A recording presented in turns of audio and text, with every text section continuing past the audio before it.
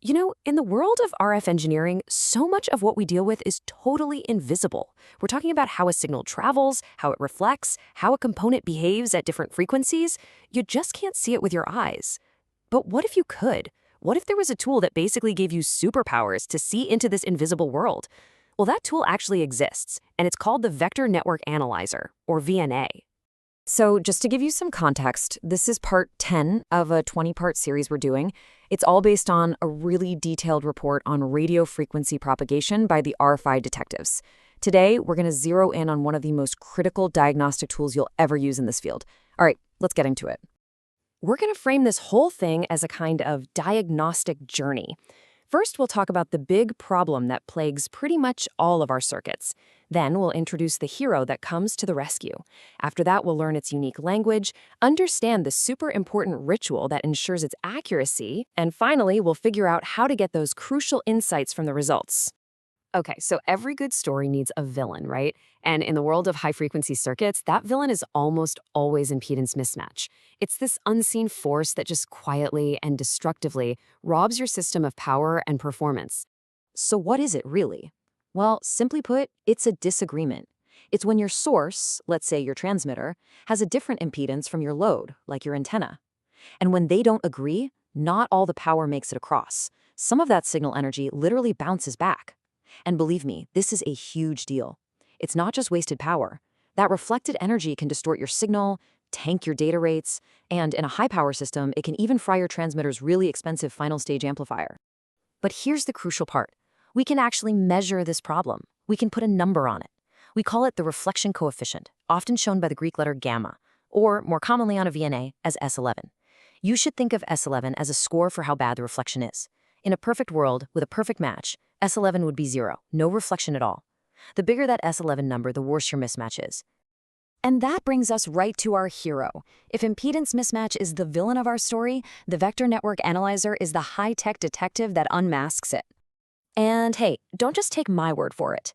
The source material for this explainer says it flat out. The VNA is the most powerful tool you can get for this job. It's not just measuring if there's a mismatch, it's telling you the character of that mismatch. And that, right there, is the key to actually fixing it. So how in the world does it work? Well, a really great way to think about it is like echolocation. A bat sends out a little sound pulse and then listens for the echo to map out its environment. A VNA does pretty much the exact same thing, just with electrical signals. Okay, a one-port S11 measurement is the VNA's most basic fundamental skill. First, it creates a perfect known RF signal. Then, it sends that signal out to your device under test, or DUT. Third, and this is where the magic happens, it precisely measures both the size or magnitude and the timing or phase of any signal that gets reflected back. From that echo, it calculates S11. But how does it show us this complex data in a way we can actually understand and use?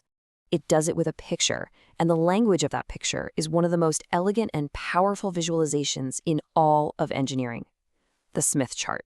Now, I know it might look a little intimidating at first glance, but once you learn to speak the language, it is an incredibly powerful tool. See, this trace right here, that is not just some random squiggle.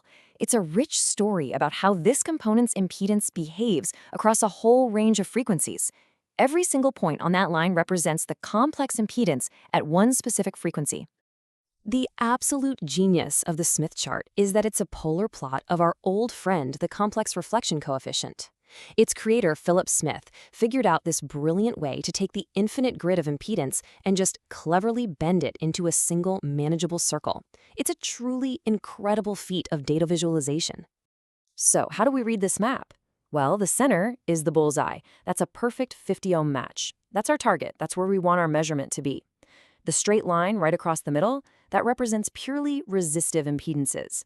The outer edge is for purely reactive components with no resistance at all. And here's the key for diagnostics. Anything in the top half has an inductive quality, while anything in the bottom half is capacitive.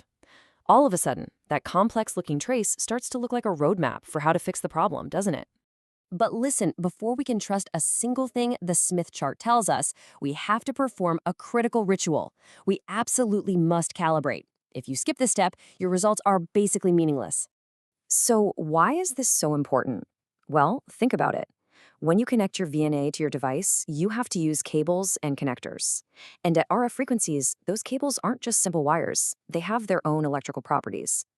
Calibration is the process of teaching the VNA what those cables look like so it can mathematically erase them from the measurement and show you only the performance of your actual device. The standard process is called OSL, which stands for Open, Short, and Load. You do 3 separate measurements. First, with the end of the cable just open to the air. Second, with the end of the cable shorted out. And third, with a perfect precision 50 ohm load attached. These 3 perfectly known conditions give the VNA all the info it needs to completely account for your test setup. What this whole calibration process does is establish something absolutely crucial, the reference plane. This is the exact point in space where the VNA's measurement truly begins. By doing that OSL cal, you are effectively moving that plane right to the end of your test cable, exactly where your device is going to connect. Okay, we've identified the problem, we have our hero tool, we've learned its language, and we've performed the sacred calibration ritual. Now it's time for the payoff, turning all this data into clear, actionable insight. So let's look back at our Smith chart. That trace is now a trustworthy picture of our component's behavior. And the main thing we're looking for is actually pretty simple. Where does that trace get closest to the center? That point, that specific frequency, is where our device is the best matched. And finding that sweet spot might be the entire key to getting an antenna to radiate properly, or getting a filter to pass the right signals with almost no loss. Here's a great way to visualize it. On the left, we have a poorly matched component. See how that trace is just hanging way out there near the edge? That's not just a bad score on a test. That's a recipe for real-world problems. Now look at the right. That's a good match. The trace is pulled in tight, right around that center bullseye. That is efficiency, that's performance, that's a clean signal getting exactly where it needs to go. The thing is, the VNA and the Smith chart don't just diagnose the problem, they literally give us a roadmap to the solution. They show us not just that we're mismatched, but how we're mismatched. Is it too inductive, too capacitive? And that leaves us with one final crucial question. Now that we can so clearly visualize this impedance, what's the very first step we take to actually correct it?